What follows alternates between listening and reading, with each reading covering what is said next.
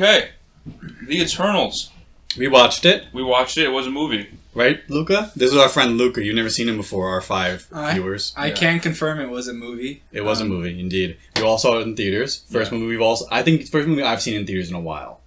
I think I saw one before, but yeah, in a while it's, Like there. the 2 years, Yeah. the eternity. Anyways, so we have our alternate take ideas. So where do you want to start? Do you want to start with the simple ones, or? We'll let Steven go first, because you have a more general Yeah, theme, so I was watching the movie, and towards the end, when the giant hand is coming out of the Celestial, as it's being born. The emergence. Yeah, what was it? It was Tiamat.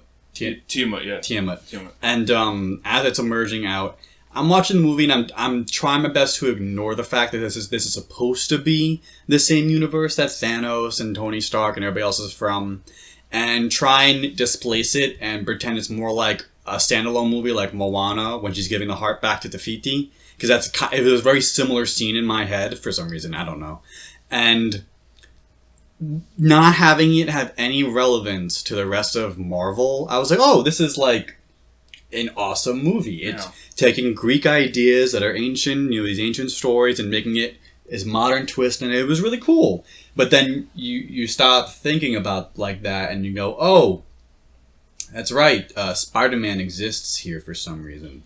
And it just didn't make any sense to me. Yeah, when Steven told me that, like right after we saw it in theaters, the one scene that came to mind where I was like, oh shit, definitely is like would have been better as a standalone movie, even though it was, it's a Marvel comic, but they could adapt it separately. It's the MCU; they do whatever they want. Yeah, they do what they want. Yeah, where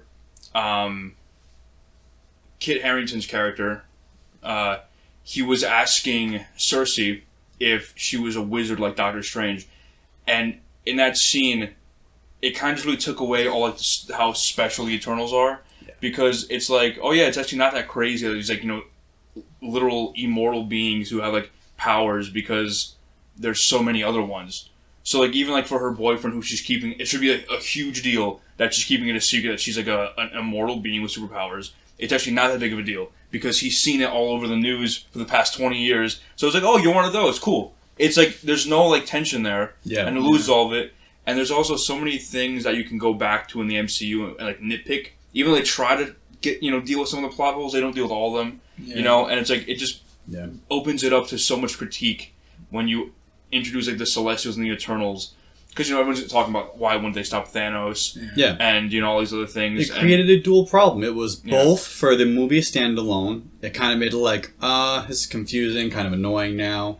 And like you said, like it's a thing in every movie where you're like, oh, Donkey can fly? Wow. Like, it's like every single movie is supposed to have, hey, these are your unique characters. When it's like, oh, actually they're part of this massive franchise you're supposed to have been watching since you were a little kid. Yeah. So actually they're not at all unique. And so, okay. Yeah. And then for the MCU itself, which I had been watching for 20 years, it's like, wait, so these hyper-strong, or supposed to be hyper-strong characters, and this giant celestial underground, while I was watching Tony Stark, pick butt. In a cave with a pile of scraps. Yeah. It's like, wait, I don't care about... I'm so confused. Why'd you wait so many years to show me this? Yeah.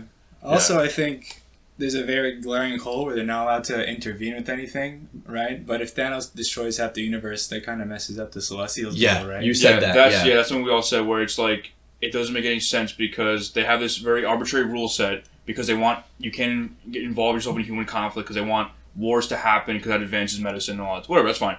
But then Thanos is eliminating half of all life in the universe. Wouldn't every Celestial want to stop that? Yeah. Because they all need life in the universe. You know what I mean? Like that. Like not even action. Like because all of them. Yeah, every single. Like forget the Eternals. The Celestials should want to stop Thanos. Turns out it should have been between the Eternals and Thanos. Yeah, that would have made more sense as a fight. Now, like obviously it's all in hindsight, but it's like it's one of those things where if they had just opened this up as its own little mini franchise, like its own standalone, like series, it could have been better. And like also like we were saying too, like if you compare the Eternals to the Avengers, the Eternals have like 3 good fighters, and the rest of them are pretty weak. Yeah, so they're not even that strong on Earth. It's like a mini Justice League. It's it's like Yeah. Wait, she was supposed to be the Flash? She was fast. She's fast. No, she was supposed to be the Flash. What? She was fast. A real original idea. I didn't get it. That she was fast? Are you joking? Or? Yeah. Yeah, I'm sarcasm. Oh, okay. I had more of a plot, so Steven was more like a general thing. Yeah, that was broad. We can agree on. But mine, when I was watching the movie, I was expecting this ending to happen, but it didn't. So I was like, I thought it was a missed opportunity with, I don't know if you had a name or not, but the deviant who was evolving and absorbing all the powers from the Eternals, whatever he was. I thought towards the end when he came at the very end when the emergence was happening and Cersei and everyone was trying to stop it and Icarus was fighting them, when they show that deviant come on the shore, I thought he was going to, because he did start fighting Icarus, and then all of a sudden the other Eternals also attack him, and I thought they were going to team up and realize. Because I feel like a big point on that deviant was he was evolving and he was learning that they were all puppets on a string. Yeah. So I thought he would have realized, okay, we're all actually kind of the same. And some other character said we're actually kind of the same. I think Druig said that. He said we're just like them, really, So we're just being used by the Celestials. So I thought they kind of would have came together and at least teamed up against Icarus or something. And then when that didn't happen, towards the end, the very end of all this, when they did achieve the Unimind, I thought Icarus and maybe Sprite would be very resistant to the Unimind because they didn't want to help stop the emergence. So I thought that, okay, maybe the Deviant guy wasn't going to help him in the fight, but maybe he would see, oh yeah, I can stop this Celestial from being born. And since he had already absorbed since he absorbed two Eternals, he could have offered himself in the Unimind in their place. Yep. And kind of completed the Unimind to help Cersei turn him into marble, turn the Celestials into marble. Yeah. Which would have been cool for his character, because otherwise they kind of just killed him for no reason, I think. And Luca had a different idea for him, though. Yeah, I mean, he could have just been the villain, if you think about it, because I think they complicated too much bringing in Celestial. Yeah. Because if they never brought up the Celestial and they're trying to give birth to another one, the plot hole where they're not allowed to intervene wouldn't be as big, right? Because you just kind of think they're hands off, but you see why they're doing it.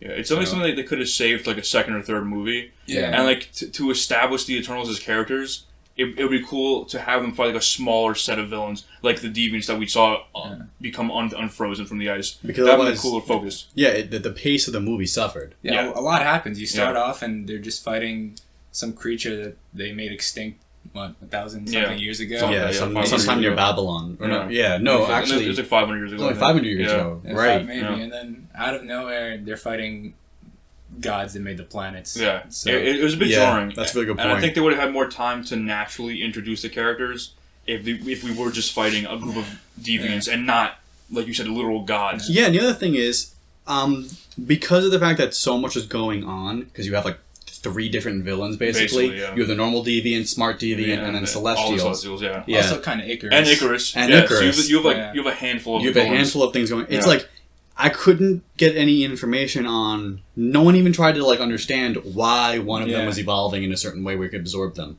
No one cared. None of the characters even questioned it. Yeah.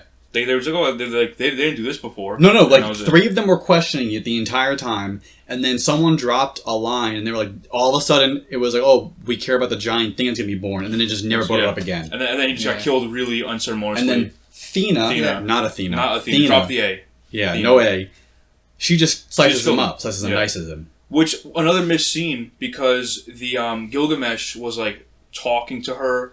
Yeah. And I thought that a part of Gilgamesh was actually coming through through the Deviant, because he did absorb their life or whatever. So I thought that'd been cool, to give Gilgamesh another chance at life or something, or Ajak, right? A way to talk to the rest of the Eternals, like a last goodbye at least. But no, he was just using the voice to trick her. And I was and then he got sliced in half in the second. It's so many missed things with that specific character. I think they really could have changed. Yeah, it feels like they try to do too much. I think after Thanos and some guy that killed half the universe, it's kind of hard to make another villain that can be up to par. Yeah. So I think they try to throw the Celestials out there and be they're the actual gods. Exactly. Yeah. And they just try too hard to progress the storyline. It was like a rush. It was rushed. It was a rush job. Yeah. Yeah. And I was telling Bobby this. It's when you watch what's that, Dragon Ball Z. Yeah. And it's he can go Super Saiyan. You wait seasons and seasons for him to go Super Saiyan. It's whoa, we can do it. And then the next season, oh, but this guy, I think Vegeta or whatever, can go Super Saiyan. And it's oh, okay. And then it's oh, there's another level. And I'm Super Saiyan 4. Yeah. And it's you have to keep scaling up to a point where it's hey, maybe instead of scaling up, scale it back down. Or how about, and this is just start a new story. Yeah. Oh no, God, no, we can't. Wrap it up. We can't do that. Close up shop. Yeah. And then all you need to do is made by the people who made Yeah. Marvel, like they used to do in the 80s. Endgame should have been the end of this franchise. Yeah. Like this set of stories. Yeah. But if they're going to continue it though, I think you'd have to scale down after Thanos, Mhm. and then wait another like 10 years to scale back up. Like you can't just throw literal God at us. No, 2 yeah. years after, like you said, after Thanos. And the question is, what are you gonna throw at us after? Yeah. What's coming after this? The Celestials are supposed to be like the biggest, baddest thing, you know. Yeah. And, I They can't should have think of waited anything. just for money making purposes. They should have waited. Yeah, what's more powerful than that now? It's like you gotta keep scaling up, and eventually it gets Yep. goes crazy. Well, that's our alternate take. Do you have any last words, Luca?